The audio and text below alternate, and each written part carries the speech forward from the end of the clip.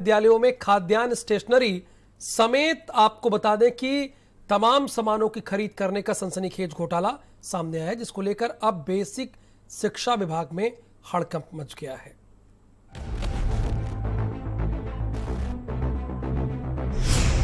अधिकारियों का आपदा में अवसर। सुल्तानपुर में 44 लाख का घोटाला, मेरठ में 26 लाख का घोटाला, उन्नाव में 47 लाख का घोटाला,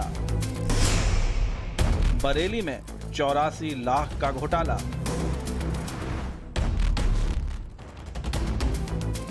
कस्तूरबा विद्यालयों में कक्षा 6 से 8 की बालिकाओं के लिए निःशुल्क शिक्षा की व्यवस्था है। इसके साथ ही इन विद्यालयों में पढ़ने वाली बालिकाओं के रहने खाने समेत तमाम दैनिक सामान की आपूर्ति करवाई जाती है, जिसको लेकर आरोप है कि बीते फरवरी और मार्च महीने में प्रेरणा पोर्टल पर छात्राओं की उपस्थिति शून्य दिखाई जा रही है। बावजूद इसके जिले के 12 कस्तूरबा विद्यालयों में 44 लाख रुपए निकाल लिए गए। प्रेरणा पोर्टल उस समय सही से नहीं चल रहा था। प्रेरणा पोर्टल की उपस्थिति के आधार पर वहां दिखाई नहीं पड़ रहा है कि बच्चियां नहीं आई हैं, जबकि उपस्थित पंजिका में सभी जगह पे आई हैं बच्चियां। उनका उपस्थित पंजिका पर नाम है, हस्ताक्षर है, जो भी बच्चियां आई हुई। इसमें एक कमेटी गठित करके जांच के लिए बीएसए साहब को बोला गया है। इसकी जांच के लिए वो 3 दिन का समय मांगा है उन्होंने। जैसे ही जो रिपोर्ट आती है उसके आधार पर जाँच करवा के फिर अग्रिम कार्रवाई की जाएगी।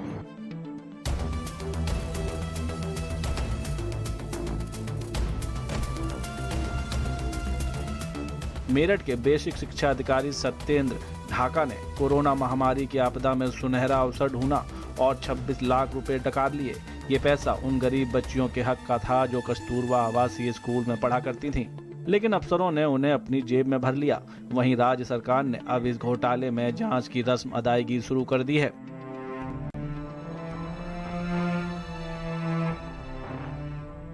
कब से नहीं आ रहे हैं टीचर लोग? टीचर 1 महीना हो गया। और बच्चे कब से नहीं आ रहे हैं? बच्चे जब तिथि घोषित की थी बीएसए साहब ने और सरकारी तौर पे, तब से जो पत्र प्राप्त हुआ है उसके अनुसार कुछ 26 लाख रुपए की धनराशि उसमें बताई गई है। तो इसका हम पूरा जांच करवाएंगे कि कहां कहां ये किस तरीके से निकाला गया है, और जैसे भी रिपोर्ट होगी शासन के साथ हम लोग उसको शेयर करेंगे। गंभीर बात यह है कि नियम के अनुसार जिन बच्चियों की इस स्कूल में उपस्थिति होती है उसी के आधार पर जो पैसा है वो निकाला जाता है, लेकिन नियम को ताक पर रखकर जो अधिकारी हैं वो खेल खेलते रहे और बच्चियां अपने घर में रहीं, लेकिन पैसा निकलता रहा, ठेकेदारों को दिया जाता रहा। कस्तूरबा गांधी आवासीय बालिका विद्यालय में 9 करोड़ के घोटाले का खुलासा होने के बाद बेसिक शिक्षा विभाग में हड़कंप मच गया है, जिसको लेकर हमारी टीम ने बरेली के कस्तूरबा गांधी आवासीय बालिका विद्यालय का जायजा लिया तो पता चला कि लॉकडाउन में स्कूल पूरी तरह बंद था। वहीं इस मामले में जब बीएसए विनय कुमार से बात की गई तो वो इस मामले को टालते नजर आए और घोटाले से ही इनकार कर दिया। लॉकडाउन में पूरी तरह से स्कूल बंद है।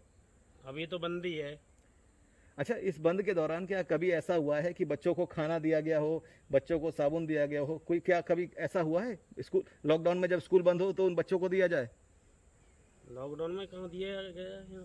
तक लॉकडाउन रहा है, पूरी तरह से कॉलेज बंद है, कोई बच्चा नहीं आ रहा, कोई यहाँ पे पढ़ाई नहीं हो रही, ना ही किसी तरह का किसी को खाने खिलाने का कोई खर्चा किया गया।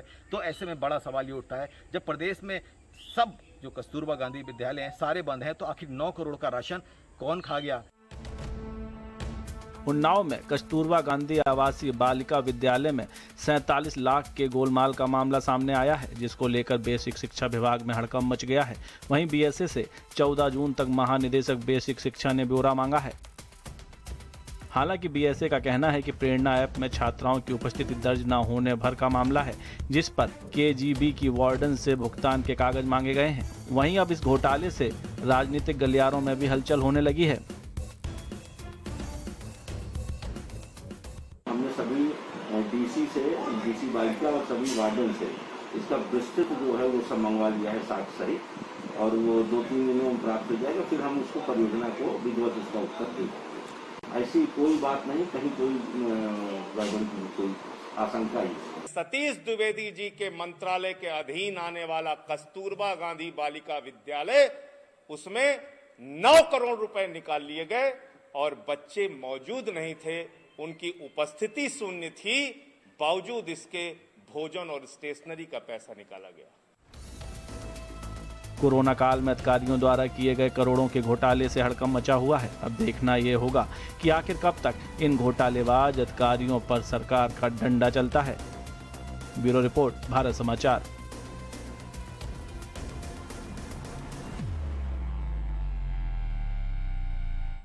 देश